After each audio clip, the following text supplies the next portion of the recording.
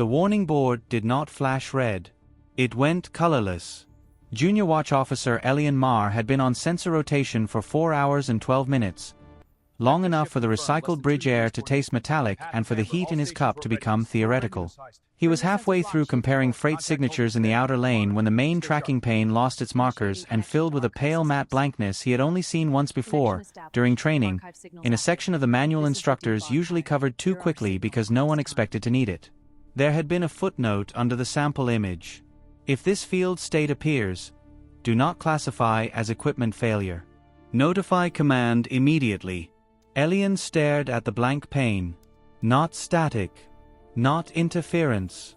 Not a dead screen. The array was still reading something. It simply wasn't rendering that something as an object the system believed belonged in the world. He checked the nearest sweep overlay. Distance values were updating. Mass estimates were fluctuating inside an absurdly narrow band.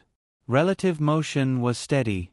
Something was out there, large enough to bend the confidence limits of the station's predictive model, and the station had responded by removing the shape altogether. Elian's hand hovered over the console for half a second. Then he hit Command Alert. Commander Rhea Sol arrived before the panel had finished logging the escalation. She took one look at the blank field, then at the moving range data beneath it. "What am I seeing?" she asked. Elian swallowed once. "That's the problem, Commander," he said. "The system doesn't seem to know." Commander Rhea Sol did not lean closer to the screen. That was how Elian knew she was worried. In 12 months on Watch Deck 3, he had seen her inspect plasma drift, pirate decoys, customs ghosts, and once an entire convoy whose transponders had synchronized badly enough to look like a swarm of duplicates. She always leaned in when something was broken. She only went still when something was wrong. "Run Identity Lattice," she said. Elian already had. He ran it again anyway. Registry Handshake. No match. Military Transponder Recognition. No match. Commercial Corridor Registry. No match. Heraldic Beacon Archive, Civil Emergency Channels, Salvage Codes, Dead Hull Drift Marks. No match. The pale blank field remained on the central pane, distance values ticking down with calm, mechanical confidence. Rhea keyed in a senior override and opened the deep records layer, the one ordinary watch officers were not supposed to touch unless command was physically present. Older systems lived there. Decommissioned formats. Retired signal families. Freight architectures from before the Concorde standard made most of the sector legible. Nothing. Not even a partial cousin. "Secondary array," she said. Elian routed the outer dish sweep through the aft spine sensors. Those instruments were older, slower, and ugly in the way durable things usually are. If the main board was hallucinating, the aft spine would disagree. It did not disagree. Same mass envelope. Same vector. Same impossible blankness where a ship should have been. Elian felt his mouth go dry. Could it be a masking field? Rhea looked at the descending range figures for a long second. "No," she said. "A masking field still tells you something is hiding." She tapped the colorless pane once with 2 fingers, as if confirming it was real. "This," she said, "is something our systems were never taught to recognize." By the time Senior Analyst Tuven Hale reached Watch Deck 3, the station had already stopped hoping for a clerical mistake. He did not ask what happened. He set his case on the auxiliary console, read the blank central pane once, then began pulling data streams apart with the quick, economical precision of a man who had spent 20 years teaching bad readings to confess. "Thermal bloom first," he said. Elian pushed the feed across. A drive plume appeared in ghosted blue against the black beyond the station perimeter. It was steady. Too steady for debris, too deliberate for drift management. Whatever was out there was not tumbling, not damaged, not limping its way inward. It was under control. Tuven frowned. "Fuel pattern." Elian ran it. The answer came back flagged in amber. "Combustion family. Unresolved. Comparative architecture. Obsolete parallels detected. Confidence. 18%. Rhea read that twice. Obsolete how? Tuven was already opening the material scan. Old enough that the system is embarrassed to say it out loud. The hull return arrived a second later. Absorption rates were wrong for modern composites, wrong for military armor, wrong for anything licensed in the outer compact within the last 2 centuries. The nearest matches lived in archived construction tables from the first expansion era, before standard plating rules, before harmonized fleet code, before shipyards stopped improvising with whatever survived vacuum longest. Elian felt a slow tightness gather behind his ribs. "So it's old," he said. Tuvin shook his head once. "No. Old would be easier." He pointed to the smooth motion line descending under the blank field. "This is maintained. Powered. Deliberate. No beacon. No handshake. No registry shadow. Ancient material behavior wrapped around active control." The station had not found one impossible thing. It had found several impossible things arranged so neatly they could only belong to the same decision. The course change was small enough that Elian almost missed it. The object had been advancing on a long, shallow vector that would have carried it past the station's exclusion edge without forcing a response. Not close. Not harmless either, but ordinary enough that policy could still pretend it had options. Then the projected line on the side display twitched. Not a drift correction. Not sensor jitter. A decision. Elian leaned forward so fast his chair rolled back behind him. "Commander." Rhea was beside him before he finished the word. The old projected path still glowed faint white on the overlay. The new one had appeared in warning amber, cleaner, tighter, angled inward toward the defense ring where the station's escort cutters held formation. Tuvin's fingers moved across the analysis pad. "Recalculate." Elian did. Same answer. The unknown object had altered vector by less than 2 degrees, but in space less than 2 degrees was the difference between passing through a system and aiming at the thing inside it that mattered most. "It's reading us," Elian said. No one corrected him. The station had been painting the object with layered sweeps for 19 straight minutes. Thermal, gravitic, reflective, spectral. Harmless by doctrine. Informational. Routine. And now the blank field out beyond the perimeter had changed course exactly once, exactly enough, in the exact direction that suggested it had not only detected the scans, but understood what was scanning it. Rhea looked at the amber line for a long second. Then she keyed open the command channel to tactical and did not speak immediately. That hesitation scared Elian more than any alarm would have.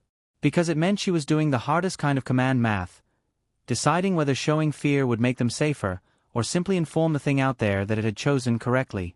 Rhea chose hailing over weapons. Not because the decision felt safe. Nothing about the last 20 minutes had earned the word safe. But battle posture was a language too, and once spoken, difficult to translate back into anything useful. "Open all standard channels," she said. Elian's hands moved automatically. Civil approach bands. Military challenge frequencies. Freight safety lanes. Emergency universal pulse. Even the old merchant spectrum handshake protocol nobody under 40 used without a reference guide. The signals went out in ordered layers, each one clean, formal, undeniable. The blank field kept coming. No beacon answered. No acknowledgement flare. No delay that might have implied internal debate. Just the steady inward movement of something that had already made up its mind. "Again," Rhea said. They sent the hails again. Tuvin added a mathematical pattern set from first contact archives, simple ratios, prime intervals, the kind of stripped-down signal logic civilizations used when language was uncertain but intention still mattered. Watch Deck 3 fell so quiet that Elian could hear the micro-relays in the board housings clicking behind the wall panels. Nothing. Then the communications board lit once in a color none of them expected. Not reply green. Not military gold. Archive blue. Elian stared at the source tag. The incoming signal was riding a frequency family so old the system had not loaded a decoder for it by default. Somewhere deep in the station's memory, the band still existed, but only in the same way abandoned hallways exist in old buildings. Sealed, dusted over, technically present. "I need a hardware bridge," he said. Rhea was already turning. "Get it." It took 9 minutes to dig the adapter unit out of stores, 5 more to persuade the station's modern comm spine to accept it, and the whole time the object continued its approach with unhurried precision, as if the delay on their side had already been accounted for. When the signal finally resolved, it did not come as text. It came as a voice. Old. Not weak. Not broken. Just shaped by a language model the translation stack had to climb toward instead of meeting cleanly. The first render flashed across Elian's screen in fragments, confidence scores trembling beside each phrase. This is vessel designation unresolved. We have waited. Registry checked. Silence confirmed. We are approaching. No one on watch deck 3 moved. The object did not answer like something requesting entry. It answered like something announcing that the station was late to a conversation it had been preparing for a very long time. The video link took 17 minutes to open. In that time the unknown vessel slowed once, not in response to any command from the station, but because it had reached the distance it had apparently chosen for itself. It held there with an exactness that unsettled everyone on watch deck 3. Ships normally drifted a little when they settled relative position. Thrusters corrected, inertia argued, the mathematics showed it seems. This one stopped like a thought arriving at the end of a sentence. When the visual feed finally resolved, the bridge on the other side appeared under warm, low light that made the station's own command deck suddenly look clinical and young. The walls behind the captain were dark metal, worn smooth at the edges the way often used things become smooth under careful hands. Nothing on that bridge looked broken. Nothing looked modern either. It looked tended. There were 3 figures visible. The one in the center was a woman somewhere past middle age, with iron gray threaded through dark hair at the temples and a uniform that matched no service archive Elian had ever studied. No rank bars. No sector emblem. Just a stitched name over the breast pocket and a vessel mark beneath it, both faded enough to imply long use and valued enough to imply repair. She looked at Commander Mira Sen as if this meeting had begun for her long before the signal connected. When she spoke, the translation matrix performed better, climbing toward comprehension as though the shape of her language had been anticipated and practiced in advance. We have been patient, she said. No greeting.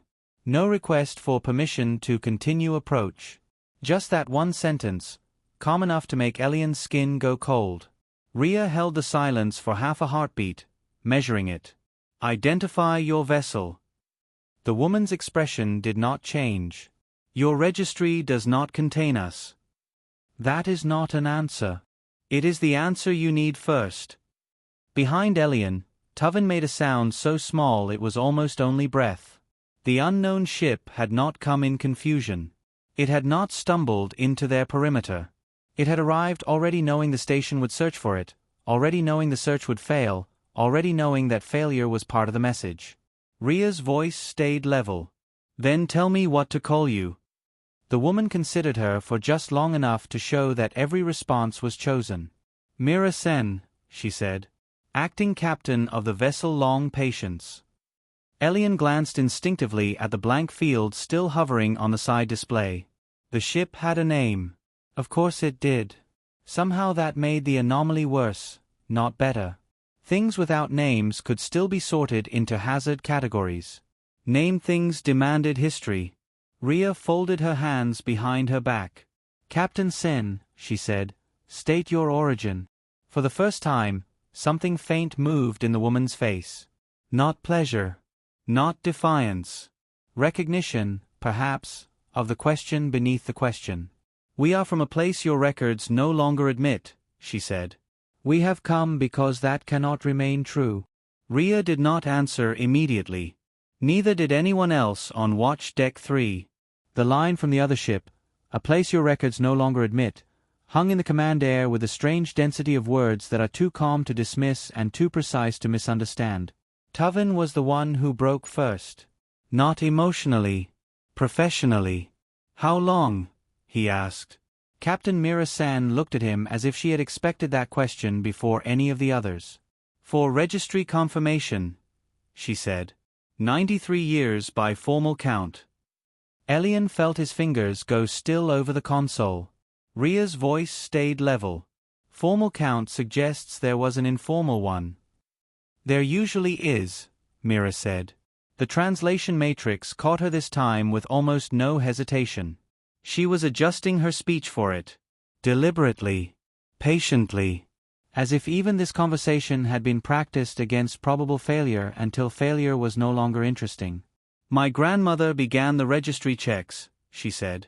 Her sons continued them. Then mine. Then us. She rested one hand lightly on the arm of her chair. Every 8 standard days at first. Then every cycle change. Then yearly, once the answer proved stable. Elian looked at the blank field on the side display and, for the first time since it appeared, stopped thinking of it as an anomaly. It was a witness. You checked for 93 years, Ria said, expecting no result. Mira's expression shifted by something so small it might have been memory passing across the face too quickly to stay visible. No, she said. Expecting the same result. There's a difference. Nobody on the deck spoke. Outside the station perimeter, the long patients held position in absolute stillness. Not hiding. Not pressing forward. Just waiting with the composure of something that had spent nearly a century proving to itself that silence in a registry was not the same thing as absence in the world. Ria folded her hands behind her back again. What exactly are you saying happened to your people? Mira met her eyes through the screen. That depends, she said, on whether your archive prefers the word lost or the word removed. And just like that, the entire shape of the meeting changed. Archivist Diran Vale had worked in Registry Vault South for 38 years and trusted old records more than living officials. Old records lied less elegantly. His office sat beneath the West Transit Ring, below the public archive floors where visitors studied censored histories and ceremonial treaties under soft museum lighting. Down in Vault South, the air was cooler, the shelves denser, and the terminals older. Files arrived there only when too many departments had already tried to forget them. At 6:14 station time, a priority pull request hit Diran's console with clearance markers high enough to make him remove his glasses, clean them, and check again. Sector Edge Coordinates. Suppressed colonial listings. Pre-standard survey indices. All references to erased classification families. He read the request twice, then routed it through the old stack rather than the modern search layer. New systems were quick. Old systems were honest. The first result did not appear. That, by itself, told him more than a page of red warnings would have. Missing records created gaps. Sealed records created resistance. When a file was truly gone, the archive returned absence cleanly. This search returned drag, hesitation, structural delay, the digital equivalent of a locked drawer in a room someone swore had no furniture. Diran sat back. Well, he murmured to no one, that is interesting. He opened the deep index tree manually. There it was. Not deleted. Buried. A survey cluster file from 291 years earlier, filed under obsolete border expansion nomenclature and wrapped in an administrative seal old enough to predate 3 revisions of registry law. The summary fields were visible. The contents were not. He requested access. Denied. He requested historical review access under Archival Integrity Authority. Denied. He stared at the denial prompt for a long moment, then reached for the cabinet key hanging beside the lamp and unlocked the drawer where he kept the paper manuals no one else in the vault bothered with anymore. Seals that old were built by people who assumed future archivists would respect procedure more than curiosity. They were often wrong. 23 minutes later, after 3 workarounds and 1 legal fiction he intended not to explain unless forced, the file opened. Diran read the header. Then he stopped moving entirely. Survey population classification. Active. Home designation. Sol, 3. Common species term. Human. Colonial cluster count. 11 confirmed, 3 provisional. He looked up at the low ceiling of Vault South, as if the concrete above him might offer a less dangerous version of the same sentence. Human. Not unknown settlers. Not collapsed outpost descendants. Not unclassifiable remnants. A named people. Catalogued once. He turned back to the file. Survey notes followed. Language variance. Social adaptation under resource pressure. Settlement spread. Technical improvisation rates flagged as unusual. Then farther down, after the cluster maps and logistics tables, came the thing that made the room seem to narrow around him. A section header. Administrative Resolution 7C. Every line beneath it was redacted. Not summarized. Not limited. Not selectively concealed. Erased with intent. Whoever had sealed the file had not wanted later readers to know who made the decision, when it was signed, or what exactly had been ordered. But they had left the header intact, and Diran had been an archivist too long not to understand what that meant.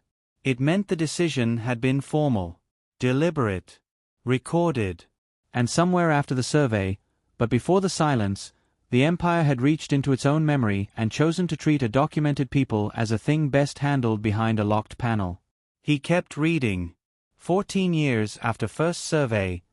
Cluster instability notice. 7 months later. Communication loss event. 3 weeks after that. Final closure report. The closure report was 2.5 paragraphs long. Diran read it once. Then again. Then pulled 4 unrelated colonial disaster files from the same era just to reassure himself he was not becoming theatrical in his old age. Real disaster closures from that period ran 20 pages, 40 if blame was contested, more if resources were involved. This one was not a report. It was a lid. No wreckage matrix. No recovery attempt ledger. No environmental causality chain. Just a thin official ending written by someone who wanted the archive to stop asking questions. Diran leaned back slowly and removed his glasses again. On the side shelf beside his terminal sat a cold cup of tea he had forgotten 3 hours earlier. He picked it up, found it unpleasant, and drank anyway. Then he reopened the survey file and went hunting for what careful redactors usually missed. Corners, notes, processing marks, low-importance fields entered by junior clerks who did not yet understand which truths would become illegal later.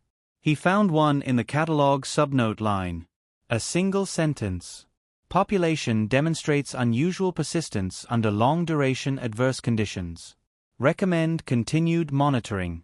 Diran stared at it until the words stopped looking administrative and started looking prophetic. On Watch Deck 3, Commander Ria Sol was still speaking to Captain Mira Sen. In Vault South, under layers of SEAL logic and institutional cowardice, Diran Vale finally understood the shape of what the station had received. Not a lost people. Not even a hidden one. A removed one. And now, apparently, a returning one. Commander Ria Sol did not end the call with Mira Sen. She muted it. That distinction mattered. On the central screen, the captain of the Long Patience remained visible in the warm-lit stillness of her bridge, waiting with the composure of someone who had no fear of dead air. On Watch Deck 3, nobody spoke above a whisper. Even the consoles seemed quieter, as if the station itself had recognized that noise was no longer useful. Ria turned to Tuvin. Extended sweep. Deep perimeter. No filters. Tuvin was already moving. The station's ordinary sensor net prioritized active contacts, registered traffic, heat sources with current emission, anything that behaved according to known transit logic. To find what did not want to be found, you had to tell the system to stop being clever and start being thorough. The first return appeared 6 minutes later. Then a second. Then 9 more. Elian watched small dim markers bloom across the outer tactical plane, each one so cold and still the station had been sliding past it in its normal processing as environmental clutter. But clutter did not arrange itself at mathematically precise intervals. Clutter did not hold silent positions that happened, by no possible accident, to overlap the defensive arcs of every escort platform in the station's ring. How many? Ria asked. Tuvin did not answer at once. He was recalculating, stripping false negatives, forcing the sweep farther out. When he finally looked up, his face had gone very controlled. 32 confirmed, he said. Possibly more beyond the range fall-off. Elian felt the back of his neck go cold. On the tactical display, the dark points formed no ceremonial shape, no intimidation spiral, no obvious siege geometry. That was what made them worse. It was a working pattern. Efficient. Overlapping.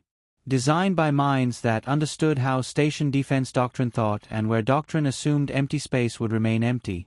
The long patience had not arrived as a lone miracle from a forgotten dark. It had arrived as the visible sentence at the front of a much longer paragraph. Rhea looked once at the silent array of dim returns, then back at the muted image of Mira Sen waiting on the main screen. "Unmute," she said. Elian did. Mira's expression had not changed. "You already knew we'd find them eventually," Rhea said. "Yes," Mira replied. "You placed them where our normal sweeps would miss them." "Yes."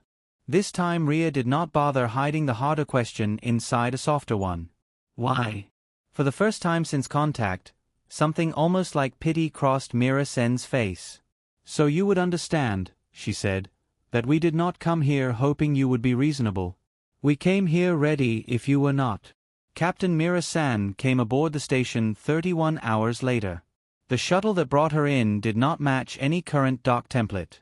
Port control had to guide the intake manually, step by step, as though teaching the station how to accept a type of arrival it had once known and since allowed itself to forget. The craft was narrow, old-built, and plainly repaired over a very long lifetime. Not patched in desperation. Maintained with care. Commander Rhea Sol met it in Dock 9 with 2 security officers, 1 diplomatic liaison, Senior Analyst Tuvin Hale, and a protocol detail that had spent the morning arranging chairs as if chairs might still matter. The shuttle hatch opened without ceremony. Mira Sen descended first. No formal mantle. No insignia added for effect. No visible weapon. No theatrical escort. She wore the same dark uniform she had worn on the bridge of the Long Patience, the same faded vessel mark above the breast, the same look of practiced stillness that made everyone around her seem fractionally overcommit to their own posture. 2 others followed, a younger man carrying a flat archival case in both hands, and an older woman with a compact sensor satchel slung over one shoulder. Neither looked impressed by the station. Neither looked nervous either. They moved like people entering a place they had already imagined too many times to waste emotion on the first real glance. Rhea stepped forward into the yellow dock light.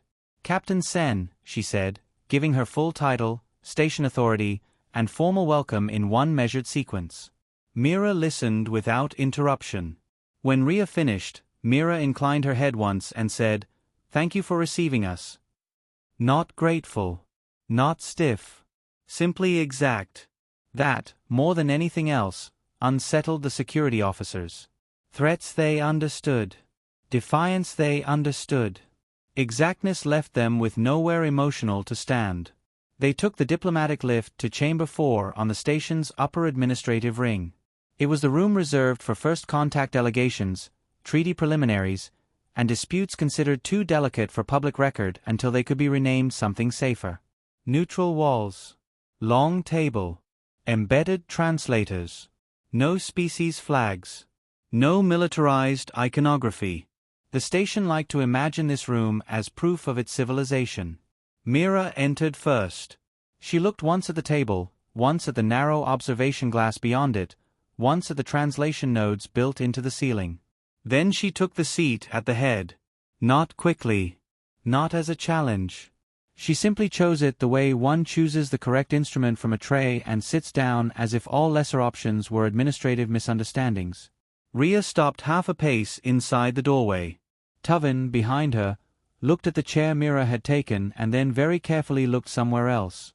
The diplomatic liaison opened his mouth, probably to invoke custom, precedence, or some other brittle thing men reach for when power shifts without warning.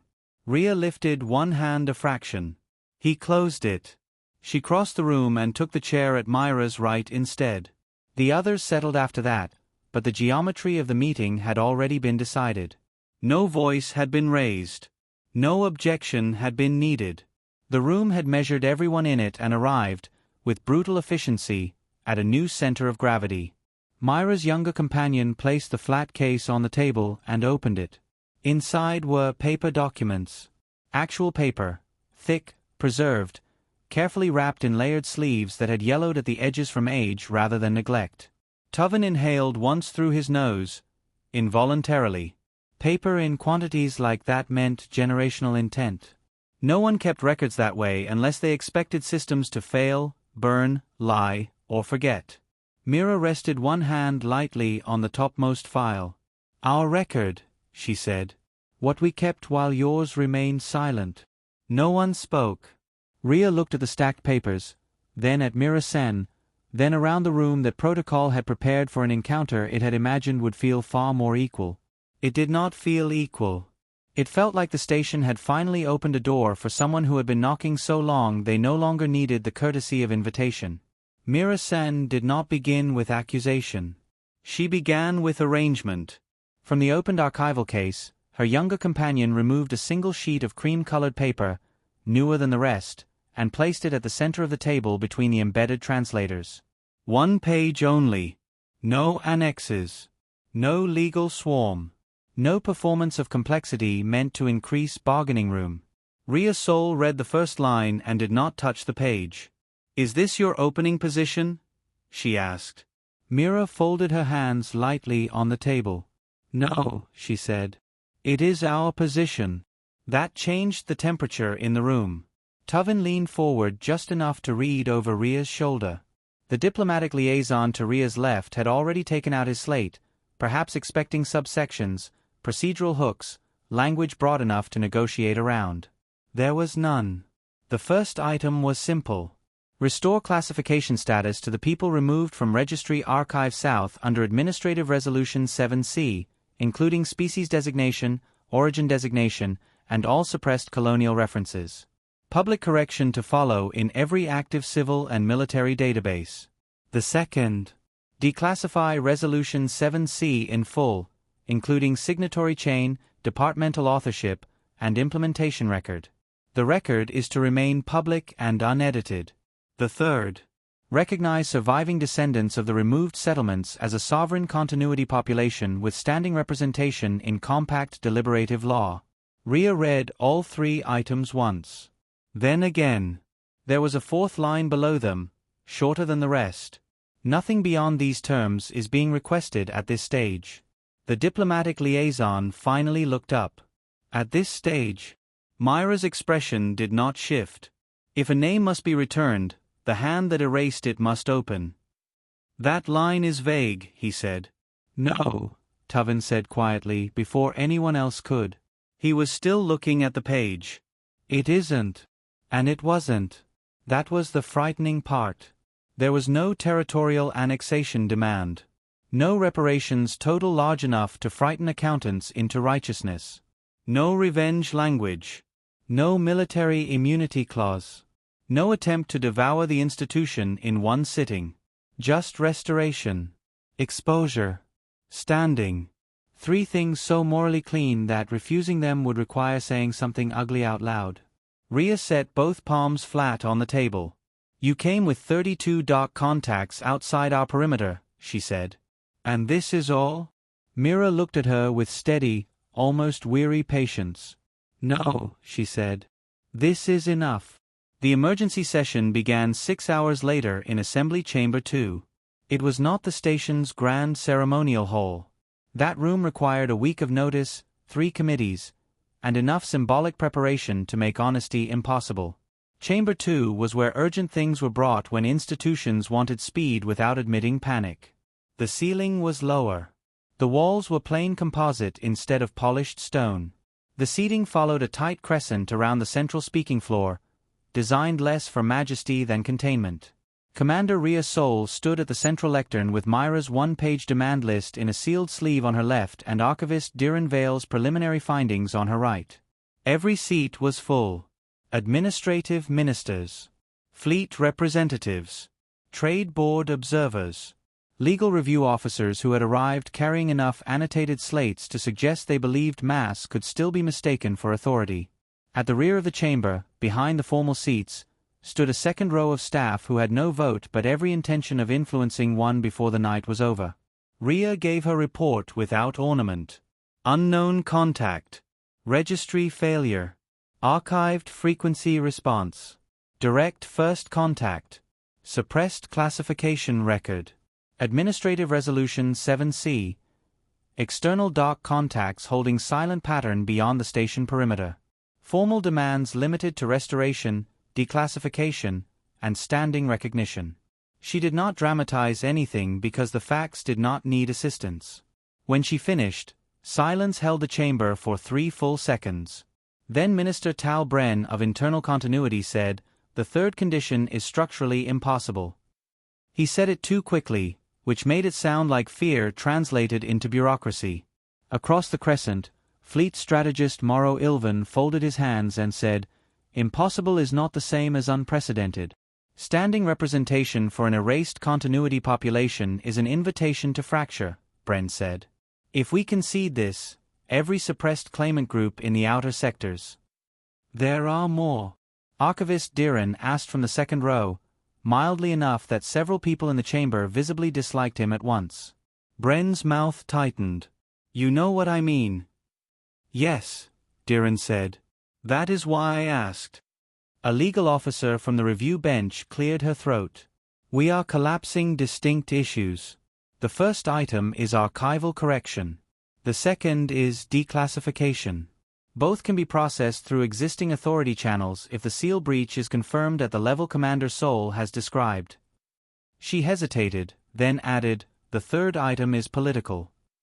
"Everything is political now," Rhea said. No one contradicted her. At the far end of the crescent, Admiral Sarek, who had not spoken once during the report, leaned forward and touched a control on the desk before him. The tactical overlay appeared above the chamber floor, the station at center, perimeter ring marked in blue, 32 silent contacts suspended in dim gray beyond it like stones laid by a patient hand. "They have held that geometry for 38 hours, he said. "No lock-on behavior. No forward drift. No thermal escalation. No pressure tactics." Minister Bren seized on it immediately. "Then we still have room." Admiral Sarek turned his head slightly. "That is not what I said." Bren spread one palm. "If they are restrained, then restraint can continue while we develop a counterproposal." At that, Rhea looked down briefly at Mira's one-page list, then back up. "No," she said. "What can continue is waiting. Not the same thing." The chamber shifted. That was the hinge. Until then, the room had still been treating the situation as negotiation. Terms. Leverage. Procedure. A little strategic delay, a little legal reshaping, a softened counteroffer dressed as mutual respect. But everyone in that room had now heard the same things Rhea had heard. "We have been patient. Your registry does not contain us. This is enough." These were not the words of people arriving to discover what they might settle for. Professor Mira Sen of Civic History spoke next, and because she almost never did so in crisis sessions, people listened. "The problem with delay," she said, "is that delay assumes uncertainty. We are not uncertain about the first 2 items. We possess the sealed file. We possess the survey designation.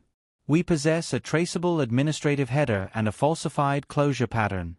Whether we enjoy the implications is not relevant to whether they exist." Bren made a sharp, frustrated gesture. "No one is disputing the existence of the file." "Aren't they?"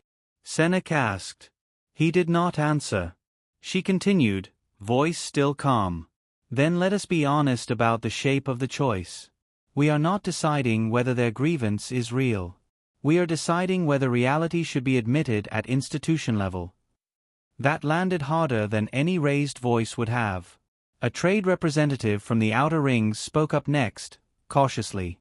"Public declassification alone will destabilize 6 charter blocks and at least 2 continuity treaties."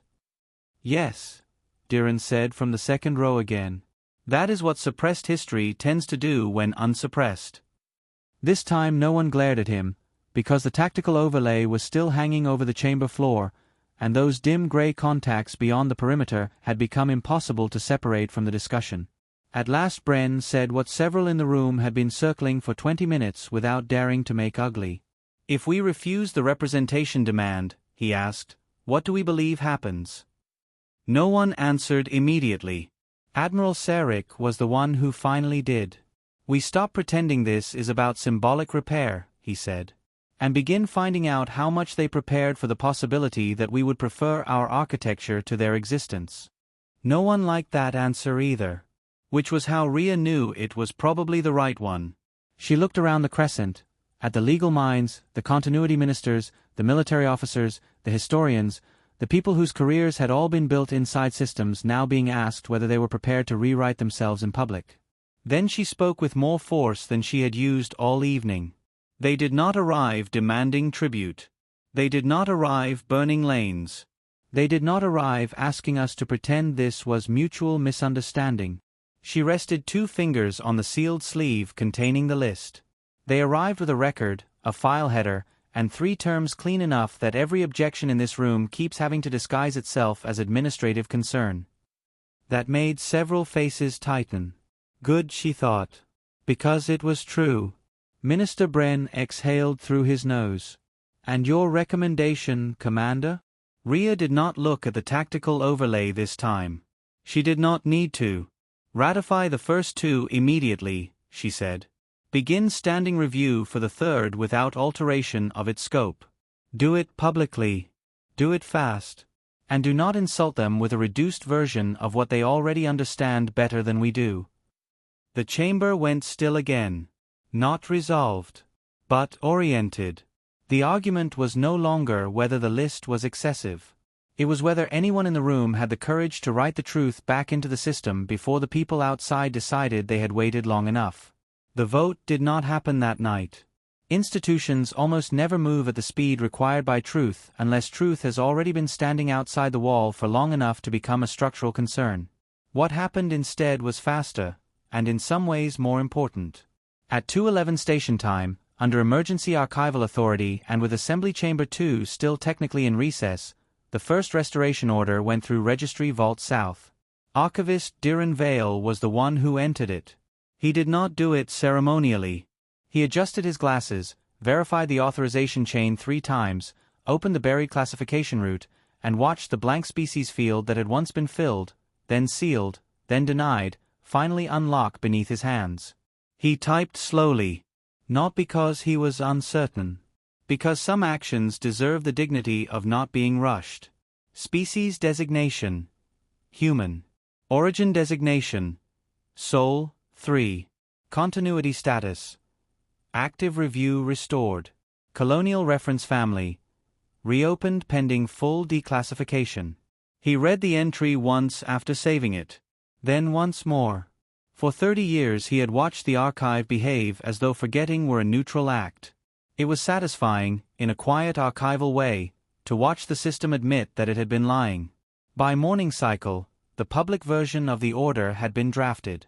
By midday, a preliminary station bulletin acknowledged the restoration of a suppressed continuity population pending full compact ratification. The language was careful, bloodless, and visibly written by 5 committees arguing with one another inside the same paragraph. It did not matter. The name was back. Commander Rhea Sol sent the update to Mira Sen through the secure channel at 12:43. No embellishment. No attempt at moral improvement. Just the bulletin, the provisional vote schedule, and 1 additional line beneath it. The first door is open. Mira's reply came 21 minutes later. 2 sentences. We see it. We will wait for the others. That was all. No gratitude. No triumph. No performance of relief for the comfort of the people who had arrived late to history. The same calm. The same terrifying absence of urgency. As if they had already measured this pace generations ago and found it acceptable. At 1600 hours, the silent contacts beyond the station perimeter began to move. Not inward. Not into attack geometry. Away. Elian Mar was back on Watch Deck 3 when it happened, standing in the same place he had been when the central pane first went colorless. One by one, the dim returns warmed just enough to become unmistakably alive. 32 dock markers shifted in perfect order, turned on vectors so clean they looked drawn rather than flown, and began following the long patience out toward open black. No threats issued. No warnings left behind. No final display of force. Just departure, precise and disciplined, the kind that proved they had not come to frighten the station. They had come to make a correction. Elian watched the tactical pane clear until only normal traffic remained. Freight lanes, patrol arcs, registered escorts, the familiar green comfort of a universe the station knew how to sort. Except the universe had changed. On a side terminal, updated 37 minutes earlier by Registry Vault South and already propagating through the station's civil net, a restored classification entry sat in plain text where blankness had once lived. Human origin. Soul. 3 status. Active. Elian looked at it for a long time. Then at the empty perimeter. Then back at the name. The system had finally learned the shape it was supposed to have known all along.